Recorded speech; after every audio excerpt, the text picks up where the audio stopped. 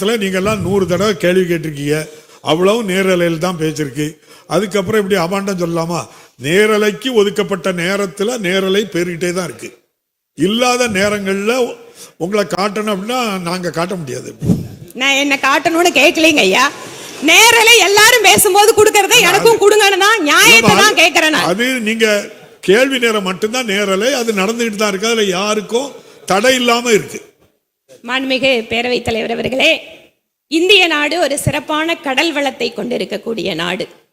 இங்கு நம்முடைய மாண்புமிகு முதலமைச்சர் அவர்கள் மீனவர்களுடைய நலனுக்காக எவ்வாறு மாநில அரசு பல்வேறு திட்டங்களை இங்கு செயல்படுத்த இருக்கிறது அல்லது ஏற்கனவே செயல்படுத்தி கொண்டிருக்கிறது என்பதையெல்லாம் விரிவாக கூறியிருக்கிறார்.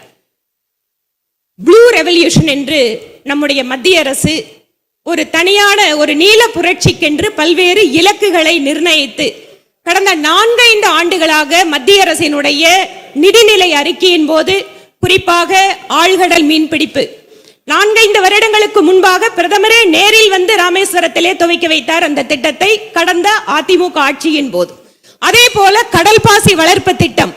பாதகம் செய்பவரை கண்டால் நாம் பயம் கொள்ளலாகாது பாப்பா, மோதி மிதித்து விடு பாப்பா, அவர் முகத்தில் உமிழ்ந்து விடு பாப்பா.